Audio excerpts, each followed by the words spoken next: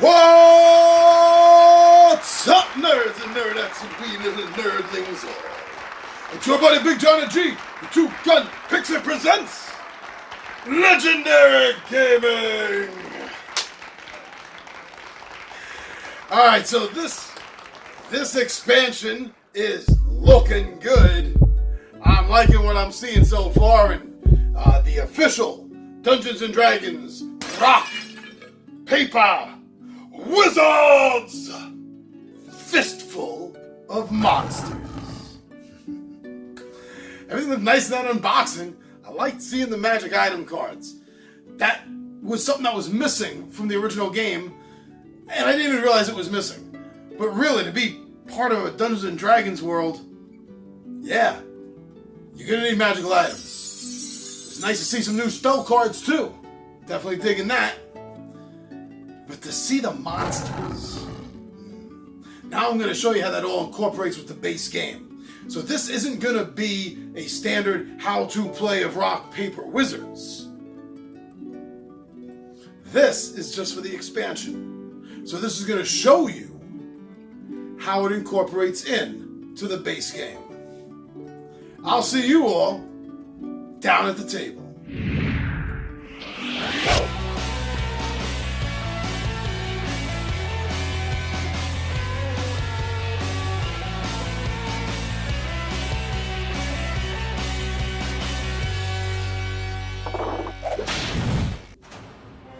Alright, so thank you for joining me down here at the table and to figure out, you and me together, how this is going to incorporate into the base game of Rock, Paper, Wizards.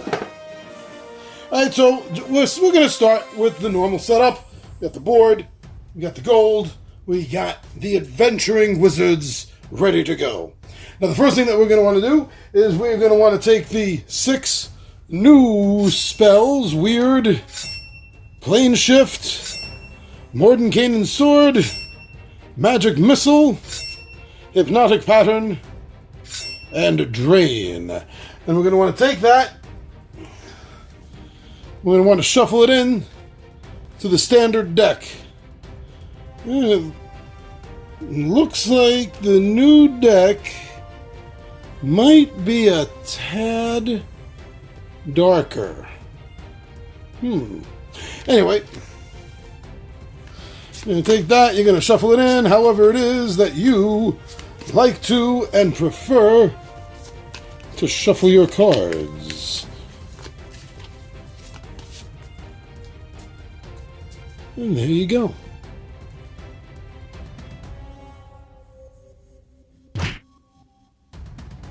Next, you're going to take the brand new deck, the Wandering Monsters.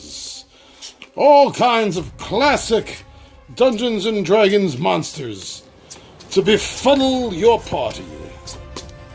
So you're going to take that, and you're going to shuffle that as well. You're going to place that down off to the side.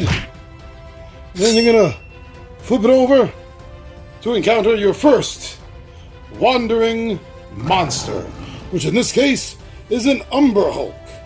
It says that it spawns at the exit line. You will shuffle your magic item deck, and upon shuffling it, when you are done, then you are going to draw a card for each player. Don't let the other players see them. They're yours. I mean, you can look at them. You can see that you have a bag of tricks. Pick any visible spell from the spell book and cast it instead of the one you originally cast. Discard this card. Or maybe you got the Necklace of Fireballs. Push target 1 space or move a wandering monster 1 space in either direction. Discard this card. Or possibly you got the Wind Fan. Choose 1 being. Move it 3 spaces away from your wizard. Discard this card. Make sure each player is starting the game with 3 gold pieces, and then you're ready to go. You're going to go through gameplay very similar. There are a few marked differences. Part 1, study. This is the part where all the players at the same time are going to be studying the cards in their shared spell book. This is where you take the time, you look at it, you look at the players around you, and you figure out what your strategy is going to be. What will be your best plan of attack? Well, now you also spend this time to examine the Wandering Monster card. I'll give you a better look at it. In focus, please. Oh, thank you. So, reading these cards, it will always tell you where the creature spawns. It will tell you what happens at the end of the round, as well as marking the effects of the spaces around it. Very interesting. I like the way you track the movement by the placement of these. If a Wandering Monster is to spawn at the exit, it spawns at the spot that the characters will begin at if they get pushed there. Remember, in the core game, if something happens to push you back, on the next turn, you're going to start up here. Just as if you were over here, you're going to start your next turn there. And likewise, if the monster tells you that it spawns at the Horde, you will put it at the Horde spawning line. Part 2, Cast. Nothing at all changes with this phase. Casting is simply casting. At this point, all the players go rock, paper, wizard, shoot! And then you put your hand, I was trying to do this one, then you put your hand facing, in the shape on the card, facing the person that you want to cast that to. That hasn't changed. Part 3, Resolve. Each player, beginning with the starting player and proceeding clockwise, will resolve their spell in player order, but with this new option. Before or after resolving their spell, a player may play any magic item cards from their hands. There is no limit to the number of cards that they may play in this way. Once a magic item is played, it is placed face down in the discard pile next to the magic item deck, unless otherwise stated. Scoring part. So this takes place after all the players have resolved their spells and elected to play any magic items. The first thing that happens in the scoring is the Wandering Monsters Act. First it moves as described on the card, then it executes its described effect, often forcing players to gain injury tokens. In this case, move the Ember Hulk one space towards the majority of wizards. Well, it was in the previous round, I guess right here, so the majority of wizards would be in this direction. So it would move one forward. Next scoring proceeds as normal. The wizard closest to the Horde will gain 5 gold pieces, while the second closest will gain 3 gold pieces. We're going to add 1 injury token to the Wandering Monster. This represents the damage that your wizards have done to it, sort of off camera, I guess you could say.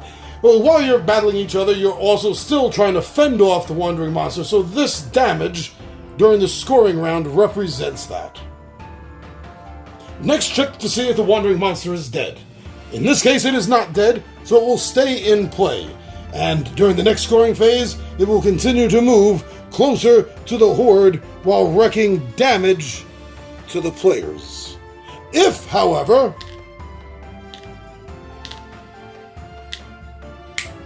it is dead, then it's going to be returned to a discard pile, and each player is then going to receive 1 magic item that will be in focus at some point. There we go.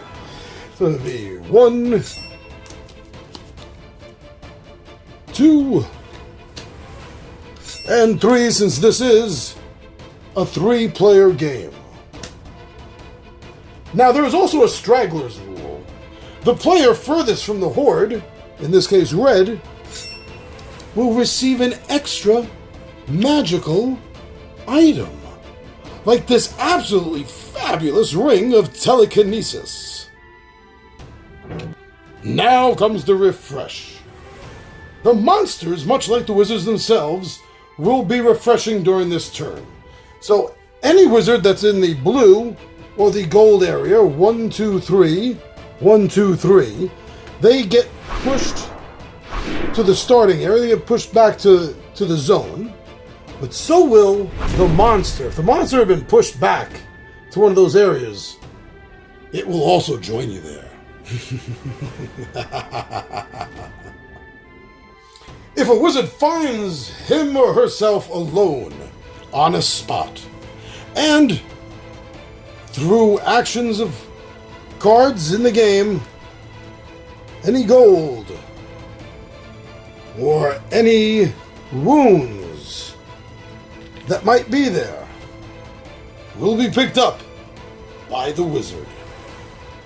The end of game happens as it does with the base game. Any player that has collected 25 or more gold pieces at the end of their round triggers the game's end. Now, however, the new twist is that characters will have to pay for their wounds. This happens on a 1-for-1 ratio. So each wound that your player has accumulated will cost your player 1 gold. Unlike the base game, the core game, this one can end in a tie. Now, if there is a tie, the player who had to heal the fewest number of injuries amongst the tied players will be declared the winner. If this is still a tie, then the player with the most remaining magic items amongst the tied players will be the winner. And if it's still a tie, my friends, then all concerned in the tie shall equally be declared the winners. Now, I'd like to point out a couple of notes for the game that are fairly important. If a wandering monster can spawn or move in multiple locations, such as if there are 2 equally wealthy wizards to move towards, the wandering monster will always move towards the horde. A space is considered empty if there is no wizard and no wandering monster. It also must be free of gold pieces and injury tokens. Now, if the supply of gold pieces or injury tokens ever runs out, my friends, just keep going. Use something else. Maybe you have some beads lying around, or some coins, or dice. Find something and just keep going with it. If the magic item deck ever runs out, my friends, well, you know what to do. Just shuffle the discard and continue. And that, my friends, is how easy it is to incorporate Fistful of monsters into your rock, paper, wizards game. Fast, simple, easy. I can't wait to try this. I am excited and ecstatic to try this game. This feels like it's filling out very nicely. I wonder if they have another expansion planned. Anyway, thank you very much, my friends. Thank you so much. Thank you for heading over and checking out Two Gun Pixie on Facebook, Instagram, and Twitter. Very cool that you go and check out and see what we drop over there.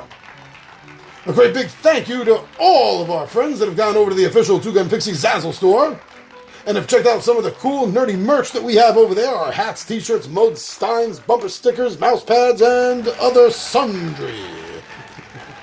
Thank you very much. That is awesome and cool.